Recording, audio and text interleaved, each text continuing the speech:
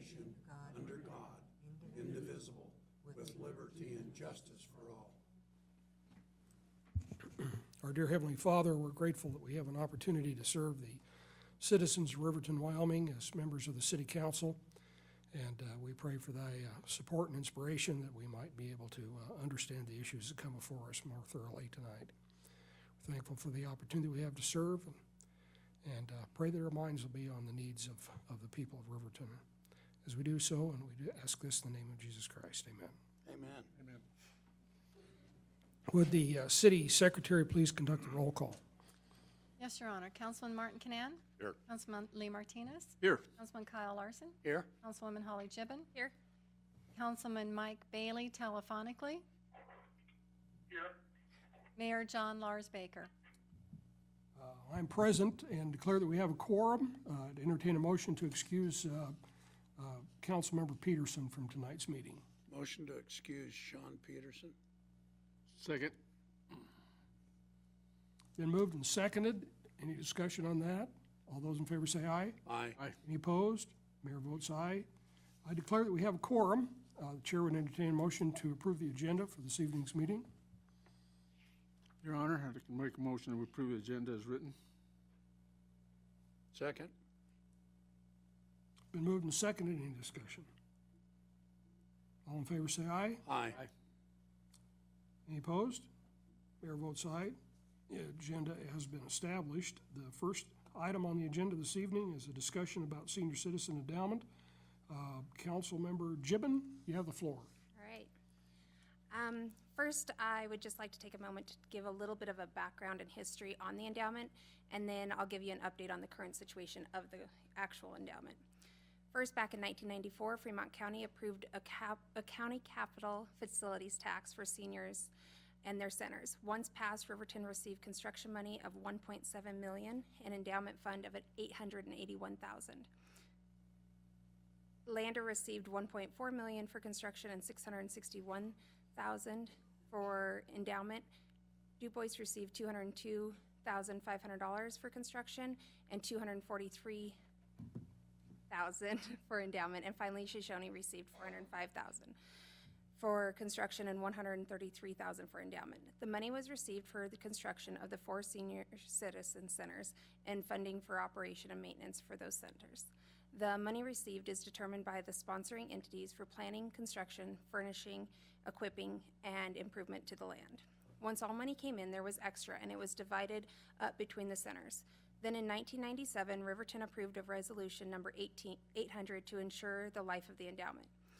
In that resolution, it states that the city of Riverton accepts ownership of the real property, building and improvement and endowment fund. It also states that the city of Riverton honors the directive from the citizens of Fremont County and carefully oversees the stewardship of the tax proceeds so that all citizens may be assured that the tax monies will be used for the intended purpose of the and for the benefit of the center and the public.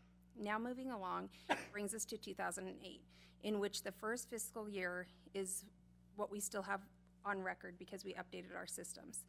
The center started receiving a monthly amount of $500,000. Then in November of 2008, the executive director stated 500,000, 50. $5,000.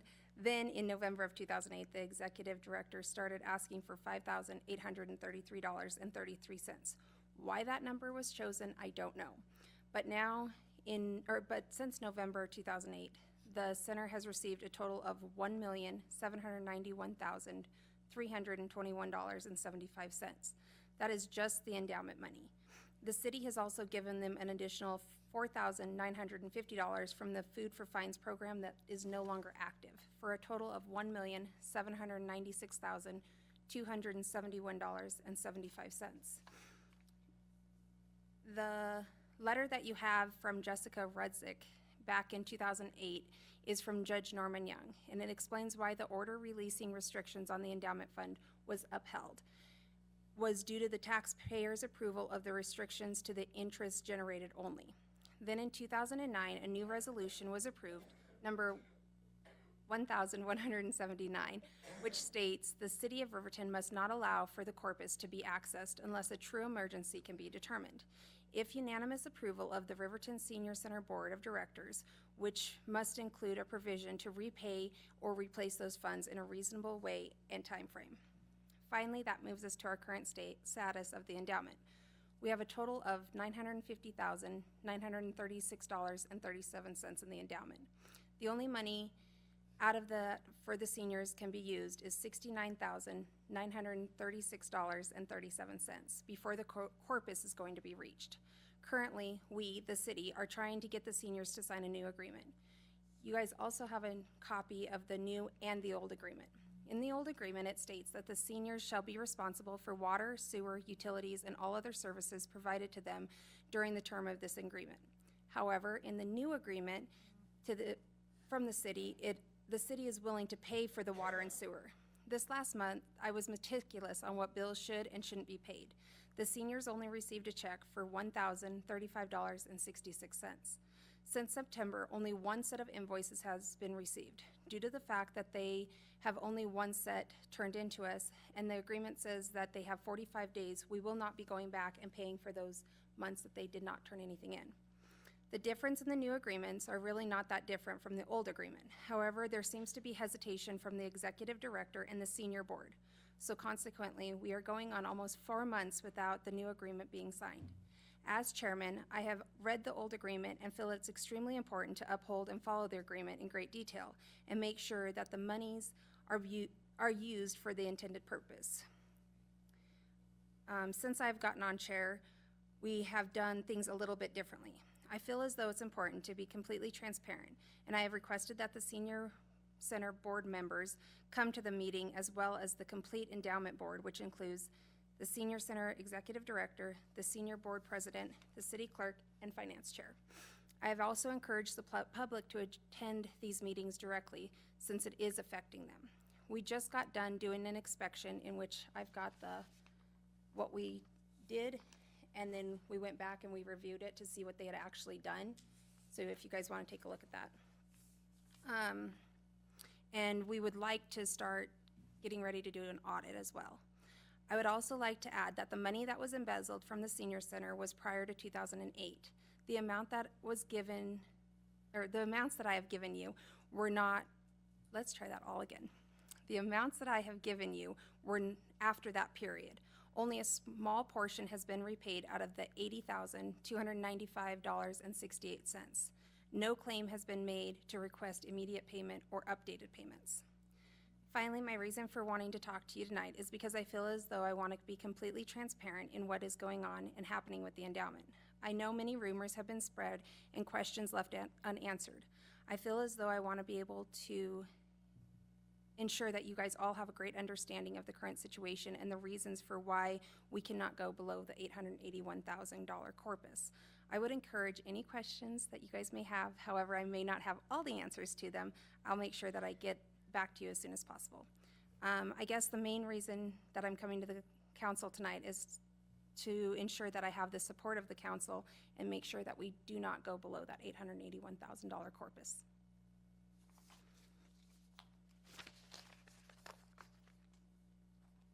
Thank you. Does anybody on the council have any questions? Mr. Canan? When the director was here, what, 5-6 months ago, at that time, and my memory's not real good, but wasn't there a requirement then that she was supposed to provide some audit records and some quarterly reports?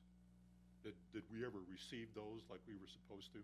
Yeah, we did actually receive some. However, with doing the audit, we're wanting to see more or less what kind of grants she's got, applications and that kind of stuff.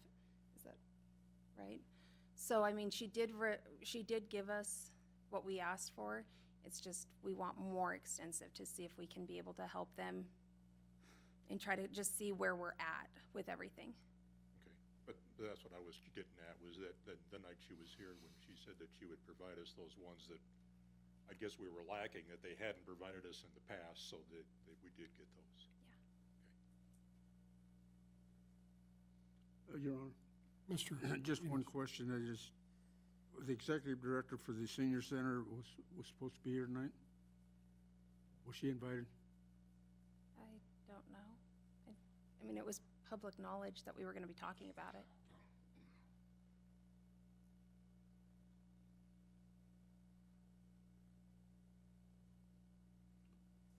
Mr. Larson? You said that you didn't know how the 5,800 and et cetera came about, but is historically that's what we've been funding prior to your chairmanship? Yes, but that's only from 2008 on. Prior to that, It's only 2008, that's 7 years. yeah. So from 2008 until now, that's what we've been given. But prior to that, that's not what they were getting consistently.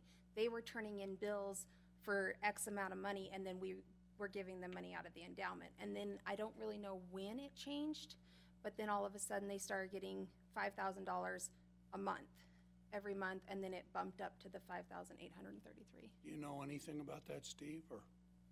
No, Your Honor, I don't have the sheet in front of me. Gloria actually prepared a sheet for us, but when it first started off, it seemed like they were getting about $30,000 a year, and then that was for a couple years, and then that got bumped up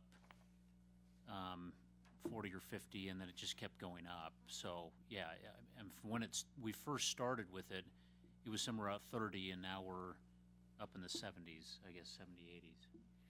To refresh my memory, are we supposed to be paying for maintenance, or what is our sponsor role is essentially caretaker of the money, right? But not to pay for maintenance other than structural maintenance, or, I mean, Your Honor, that's kind of unclear. That's part of the reason why we wanted to update the agreement, because in the old agreement, there's a lot of interpretation as to is utilities included in that, because the city in the past has been paying utilities on that. You could take the interpretation of the agreement we have right now to say that we're not supposed to be paying utilities. I think when you think about the intent of it, the endowment was set up to take care of the building. So the building was built, and they want to be able to take care of it, and then other funding should be able to be set aside to help fund the programs, which is aside from the endowment. by other programs, what are you referring to? Well, all the programs that they offer, you know, Okay, line dancing or, no, I didn't mean that. I meant, we've got money going in and other programs, meaning other funding, or what are we talking about there? Grants? yeah. Your Honor, they have other grants that come in, but we're only responsible for the endowment. Okay, And that money, we're only supposed to spend the interest on that, on maintenance and operations of, and currently that interest rate is next to less than 1%. zero yeah. because of the current conditions in the country, is that right? I might comment on that. The legislature this year passed a bill which would allow the city to invest in a higher yield state pool than WyoStar. And so we could take our surplus cash, which would include the senior investment, and we could put that in there. And currently that fund is running at 2%. So for the next fiscal year, we should be able to budget based on that. You know, having $900,000 in there, we should be able to generate $18,000 in interest on the endowment. Which would allow the $18,000 to be consumed It would. for revenue out of that set-aside funds. Right. So then if you got that up to about 5%, then the interest off the endowment would once again be the supplemental income that currently the seniors seem to need in order to operate. Okay. The other thing that I might mention to you was that FCAG last month met at the Riverton Senior Center, And all four of the senior directors were there. And there was no disagreement among them that they wanted to keep the endowment intact. And so they didn't really want to spend down into that. And they all felt that the interest rate issue is something that'll turn around. And so they wanted to be in a position where the funds would in the future be available to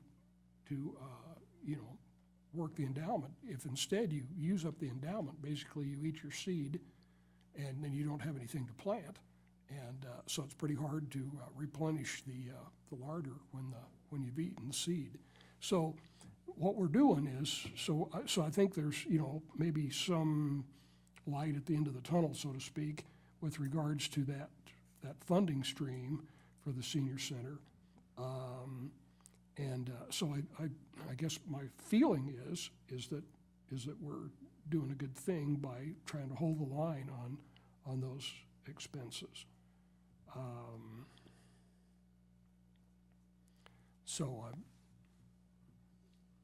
guess just to get it straight, is it correct then that they're supposed to be submitting that the senior center, let's say, needs to fix something in the building, needs to repair a wall, that they submit that bill and then the city pays that, as opposed to writing them the flat $5,000 some odd dollar check every month? That, isn't it supposed to be kind of like they submit a bill, the city pays that bill, and that's how it works, as opposed to a flat amount? They send us these packets, and it has just different bills in there, whether it be for plumbing, it be for heating, electric, whatever it is.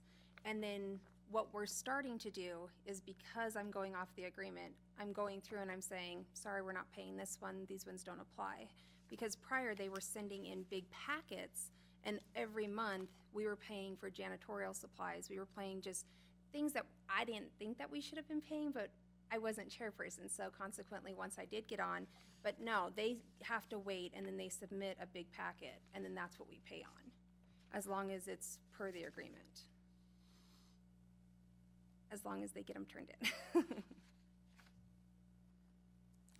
So the initial the current agreement that we're under says that the seniors will pay the power bill and the gas bill and that type of thing, the city water bill, that they're gonna pay that, and so we look at that, and I guess the current interpretation by the senior board is that they'll write the check if we give them the money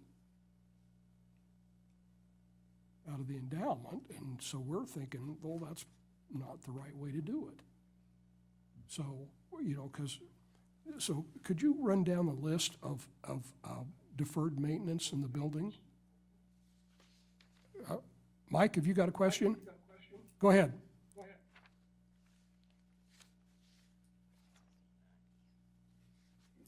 Must be feedback. It is. I'm too close to the mic.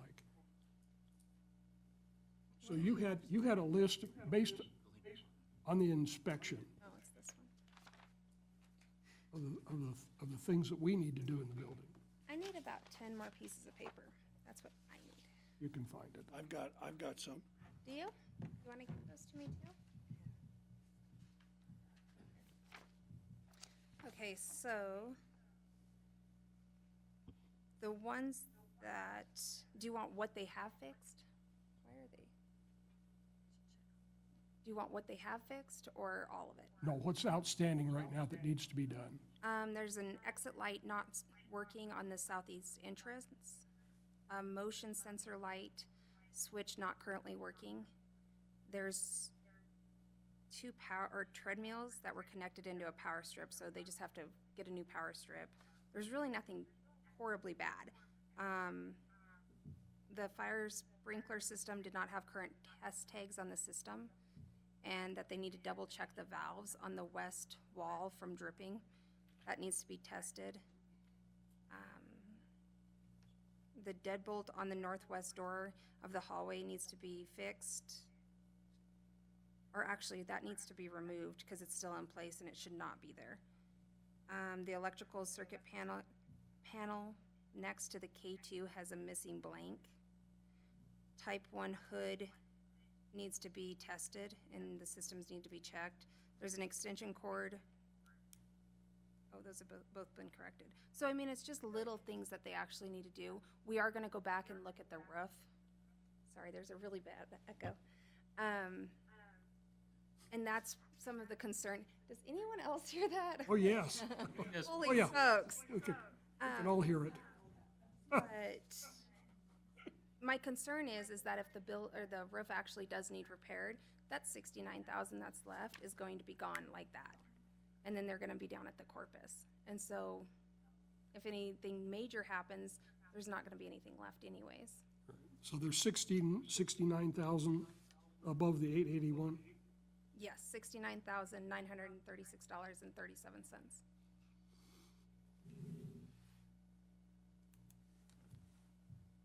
Your Honor, I have a couple questions here, probably for you, Mr. Weaver. How much does the city pay for the utilities, and how long have we been paying them? Oh, Your Honor, no, we've been paying for it out of the endowment.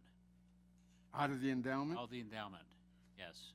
That's going against the grain of what the original agreement is, right? Well, like I said, that's up to interpretation. I think the seniors interpret that as saying that they pay it, but the money's coming from the endowment.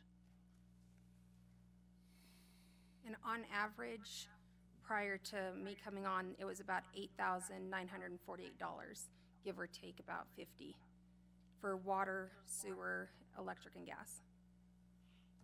Now, this new agreement that we haven't yet signed yet says we will pay for the utilities, correct?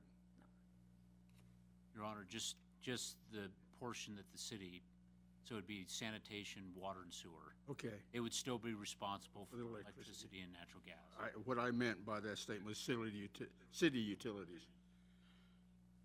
Okay, I guess the second question is, have we been given a reason why they haven't signed the agreement?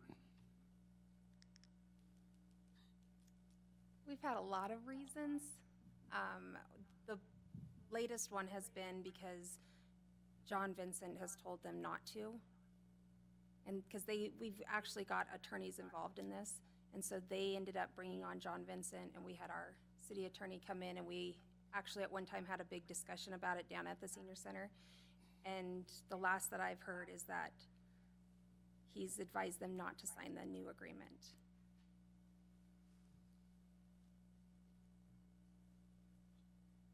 So then, now, if that's the case, then we got to hold them to the agreement that they have already signed, correct? I believe that's our position. Okay. Okay, is that we'll operate under the current agreement. There's two provisions in that agreement. One is that the agreement could be changed by mutual consent of the two parties. Okay, but if one party says, no, I don't want to change the agreement, then the only way we can drop out of that is is during the month of January in uneven years. So our opportunity to alter this agreement will take place in January of 2017. Okay. And I'd just like to clarify, I haven't talked to John Vincent and asked him directly if he's advised them to or not. So I mean, that's all just hearsay, and that's kind of what I've understood from the seniors. So I mean, I don't really know what his position is. I know when we talked the last time, he did not feel as though we should go below the $881,000 corpus. But I don't know if that's changed. And we do have another meeting coming up. We're gonna be meeting at the senior center on the 15th. And we'll just have our endowment meeting down there because the seniors will already be there because they have their senior meeting that same day. And so I'm hoping he's gonna be there, and then we can kind of talk and discuss. Because I mean, the agreement isn't set in stone. They have every right to come back and say, well, we don't like this part of it. Can we negotiate something, you know? And I think that that's where this all needs to start, is that I just need them to come back and talk to us, because I feel like the city really does want to work with them. We just need them to sign the new agreement or start working towards signing the new agreement. That's all I have.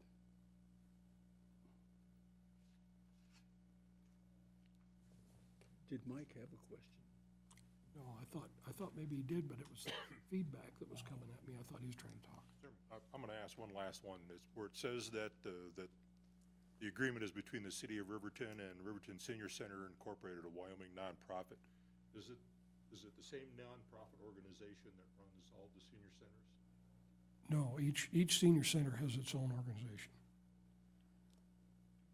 So the one in Lander's different, the one in Shoshone's different, the one in Du Bois is different. Those are all 4 separate organizations. No, Your Honor. Go ahead. You said so in 2017, if we're still working on this, what are our options at that point? Well, I guess our options at that point would be to say, we don't like this agreement. And so effective January 31st, unless there's a new agreement,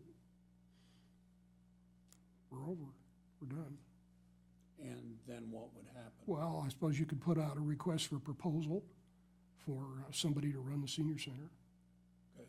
Okay, and then they could come back to us with some proposal to do it. Okay? But then that would focus on a new agreement. It would. Okay. Okay? I suppose that's a way to Well, address I the mean, issue. that's an option. Would be an option to address the issue, yeah. And it's only 9 months away. That's 9 months away.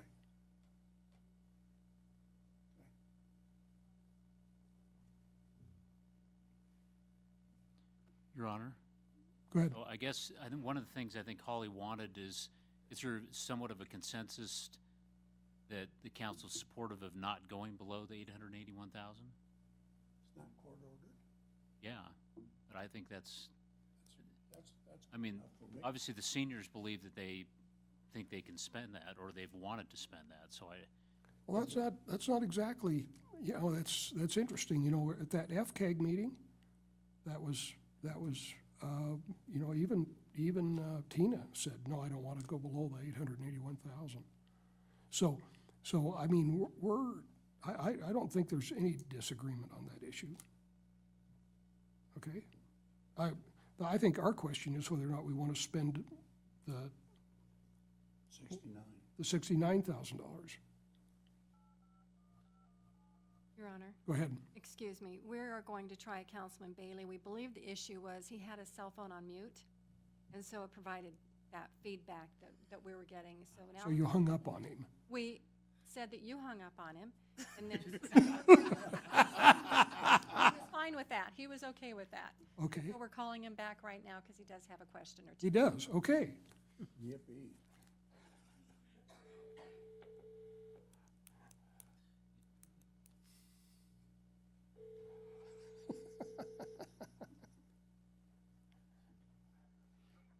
This is Mike. Hi, Mike. This is Lars. Do you have any questions for us on the senior center thing?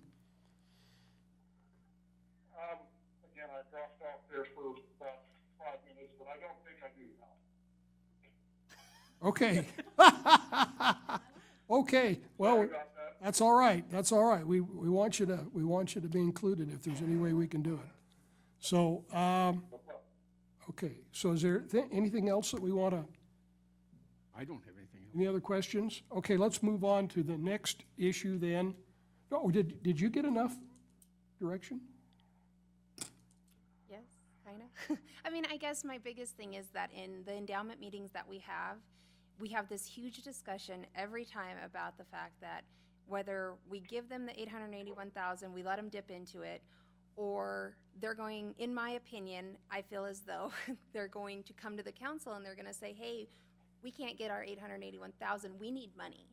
And I feel like my biggest problem is that I keep saying no, but it seems like no one's hearing me because they need to be doing fundraising. They need to be finding other resources, just not relying solely on this endowment. And I think that so many times it's going back and forth that, yes, you know, as a council, we're willing to let them dip into that 881,000, or as a council, we're gonna let them come to us and say, okay, we'll cut you a check. And I think that that's really truly where I'm sitting is, I mean, do I have your guys' support in that we're not going to do that? Because I feel like, you know, yes, interest rates went down, but it went down gradually over the course of 8 years. It wasn't just all of a sudden we woke up one day and interest rates were horrible. And I think that the planning and being proactive on their part isn't where it should have been. And I think the city needs to take responsibility as well. And I think the chairs that were prior to me maybe weren't as diligent and didn't really focus on this agreement as we should have. And so consequently, I think both sides kind of failed. But now we're at this crucial point of we only have a few more months, and then I'm scared that they're going to be standing here saying we need money.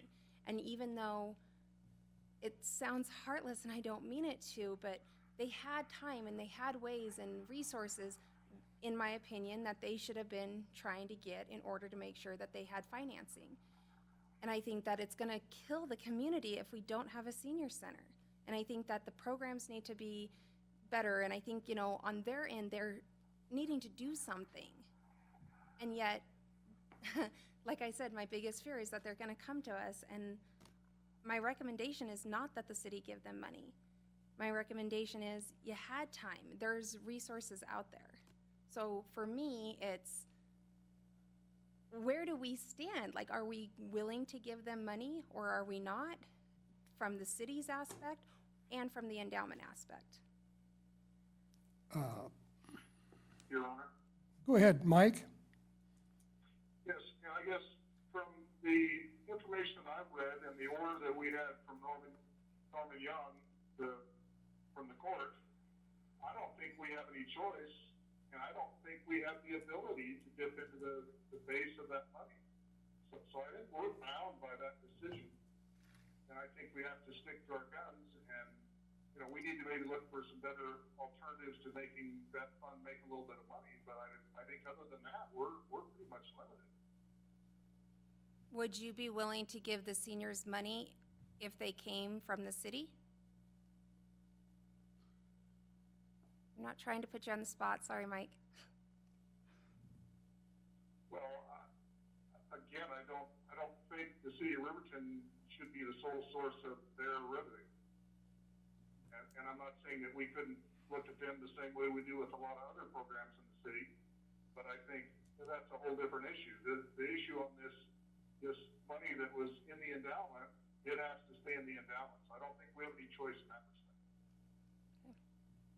Okay. If that seems like I'm avoiding the question, but I mean, my answer would be, we can't dip into the endowment, and then we would have to look at additional funding separately, just like we do, you know, pause and you know, all the other things that are in the state, or in the city that we're dealing with, so.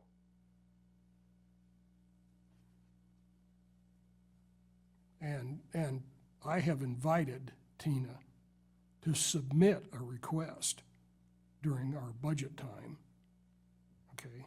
And told her that we would consider that along with our other third-party requests, but that she had to realize that we were looking at reduced funding from the state of Wyoming. And so then that might make it difficult for us to do anything. What it turns out is that the state of Wyoming has been really quite generous to us with regards to the direct distribution. And so we do have money that we can work with there. You know, and what do we give to Volunteers of America? Like 112,000. 112,000. What do we do for PAWS? 60 was 45. 30 something. 30. Okay.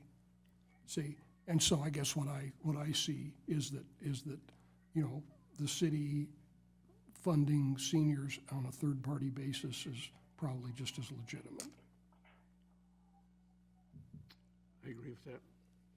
Okay, but that's a question that will come during our budget process in April and May, and depend on their ability to submit a request to us that makes sense and shows more information than what we have at the present time.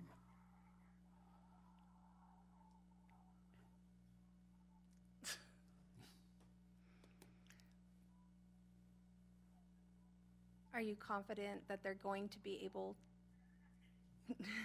to continue on? I guess that's my thing, because like I said, I just don't feel as though on their side, they're doing the maximum they can to get the grants, to get the people in there. So consequently, I feel like it's just kind of a losing battle either way you look at it. And maybe that's harsh of me, but I'm just being honest. I mean, I've literally lived this for the last 6 months, and I'm telling you, no matter how you figure it, it's like a boat with a lot of holes in it, and you can keep putting money towards it, but if they're not willing to cover the holes, they're not willing to help themselves, they're just going to continue to be in the same boat.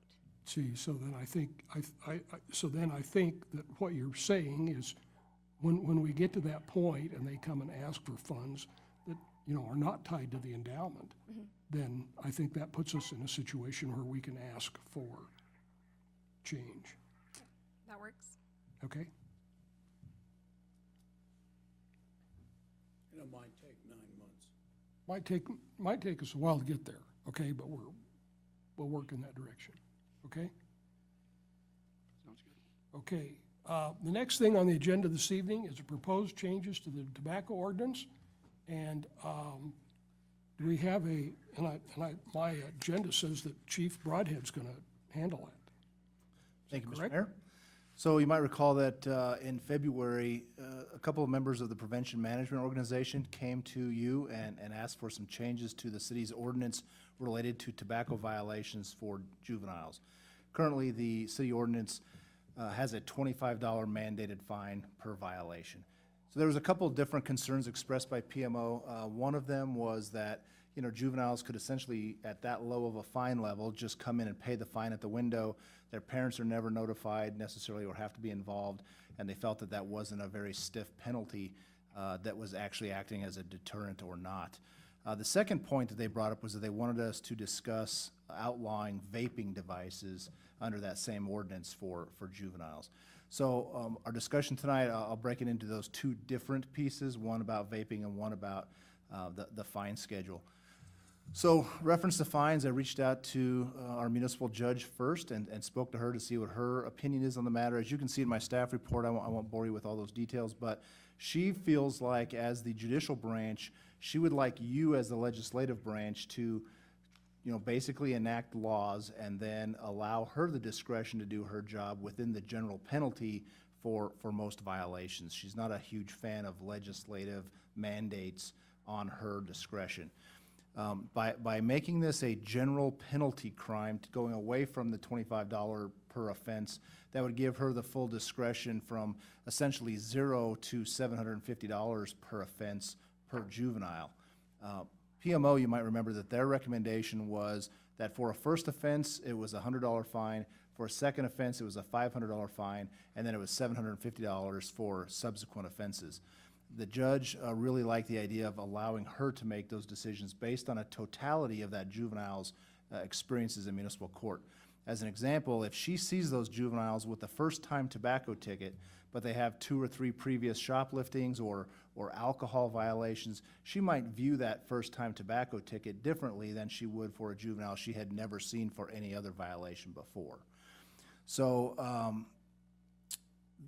the mechanism to get those juveniles before the court is pretty simple.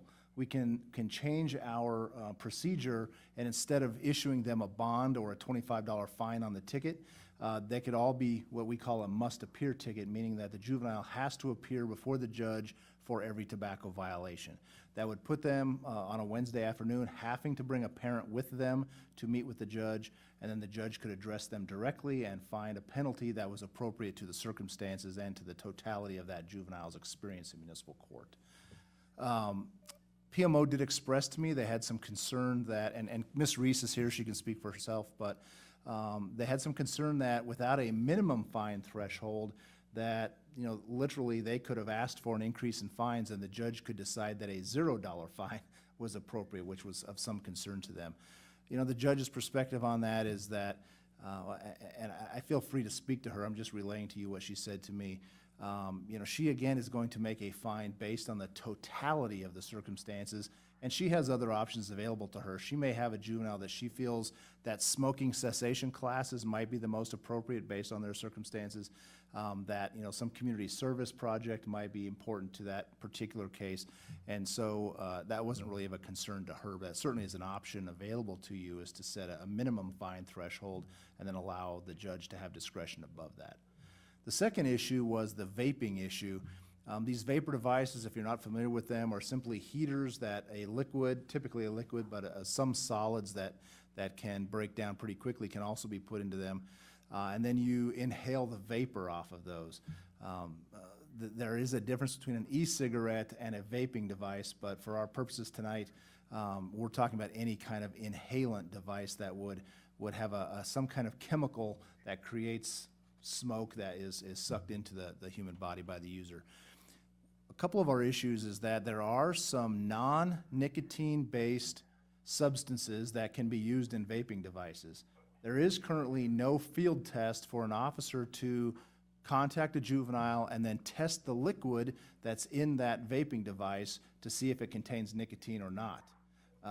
There is a cheek swab available for parents to test their kids to see if they've been using nicotine, but that really is not a law enforcement tool, and there are some serious Fourth Amendment questions about whether that's appropriate for an officer to be swabbing cheeks on the street for that.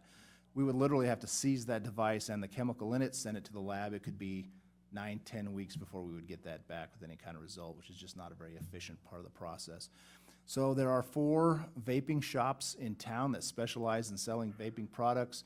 Also, most of our grocery stores and convenience stores sell accessories or liquids for these vaping devices. So I did not visit with all of them, but I did go to the 4 main suppliers of these items. After speaking to some kids at the college who told me that they get carded every time they go try to buy vaping oils or vaping devices because the stores would not sell to under 18. So I went and spoke with each of the owners of those 4 businesses. They all confirmed that they don't sell any vaping devices to people under the age of 18. 2 of them had signs up indicating that, much like you'd find at a liquor store for under 21, that said that they card everybody. Only one of the stores even sold liquid that didn't have a nicotine component to it. So it doesn't really appear that there's a lot of non-nicotine oils available anyway.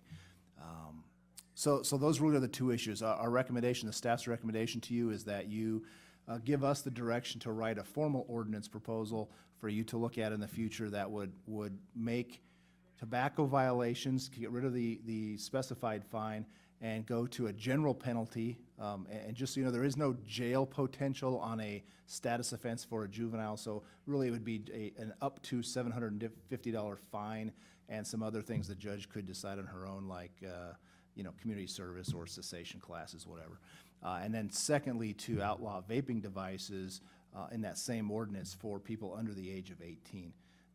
And so that really is our recommendation. If you look at my staff report, there's a number of options you have available to you, which would include doing nothing and leaving the ordinance as it is, up to following PMO's recommendation for fines, setting a minimum fine threshold, or coming up with a different penalty all your own.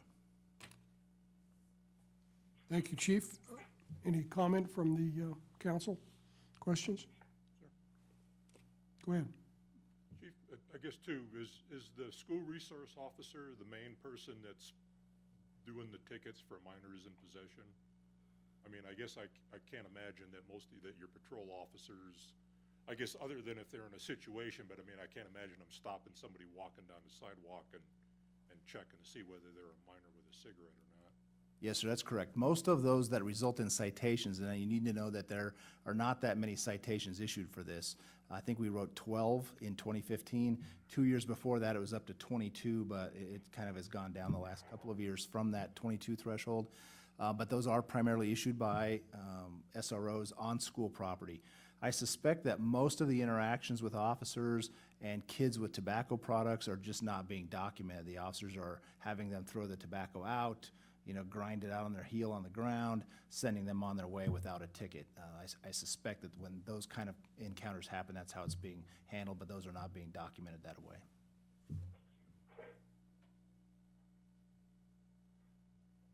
I don't have anything. Your Honor? Go ahead, Mike. right now, do we have an ordinance that says that it is illegal for someone under 18 to have tobacco products? Yes, sir, we do. No one under the age of 18 is allowed to possess, and you cannot sell to a person under the age of 18 any product that's derived from tobacco. Okay, so current law, the only thing we're really looking at is changing the fine structure. Yes, that's true, but also including the vaping devices simply as a matter of practice. The state law talks about nicotine, which our city ordinance does not. So there's a violation of state law for a juvenile to possess nicotine products. Unfortunately, nicotine obviously can come from it can be produced in other ways than strictly from tobacco. But again, we get into this testing issue with the substance being smoked. And so the recommendation would be that we just outlaw vaping for under 18 generally. Okay. Well, in general, I don't have any problem with it being under 18 because, in the past, as someone who does sell tobacco products, we were always under a lot of scrutiny to not sell to someone under 18. But we felt as, merchants that wasn't getting backed up a lot. Like somebody would buy cigarettes, give to a kid, and they weren't following up on that because you got kids walking down the street smoking cigarettes and nothing really happening. So, I would agree that I think leaving the judge with discretion to do it so that she could, like you said, stage it appropriately for the circumstances and, start out with succession, classes to quit smoking and work their way up from there so that we don't put a 16-year-old when the $750 fine might be a little outrageous.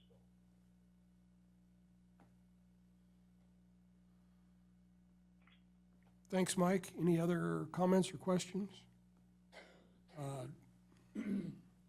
So what you're really thinking is to be more concurrent with the state of Wyoming. And in addition to that, because when this current was written, there was no vaping. There was no aspiration of tobacco-laden products.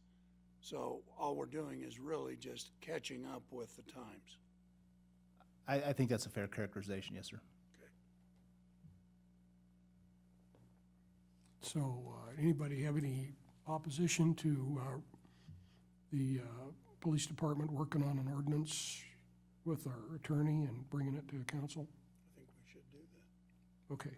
Yep. All right. I'm in agreement with that. Okay. Do we need a motion or anything? No, we can't take action. Okay.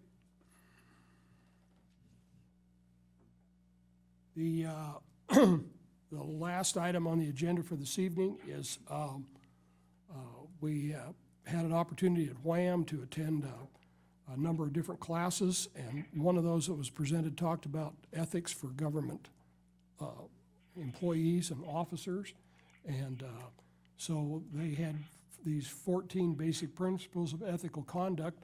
I don't know, I just thought it would be a good thing to put it in the packet tonight so that everybody on the council had a copy of that, so that you could read it and, and think about it, contemplate a little bit. And if you have any issues with any of these or questions as to exactly what that means, or you can evaluate your own conduct, or as we go about business as a city, to make sure the employees of the city also observe these ethical considerations. Did you have a chance to read that, or? Your Honor, I think did everybody get the email I sent out with this? Because I sent everybody an email with this, so we should all have it. Okay.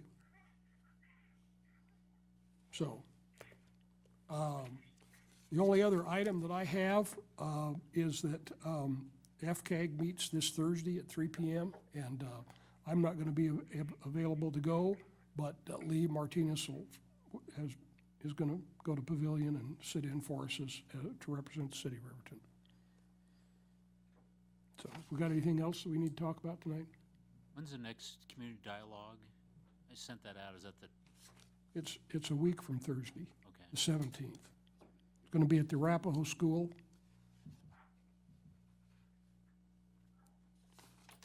Okay? I would entertain a motion to adjourn. Motion to adjourn. Second. Moved and seconded. Any favor? Aye. Aye. Aye. Any opposed? Mayor votes aye, and we're done.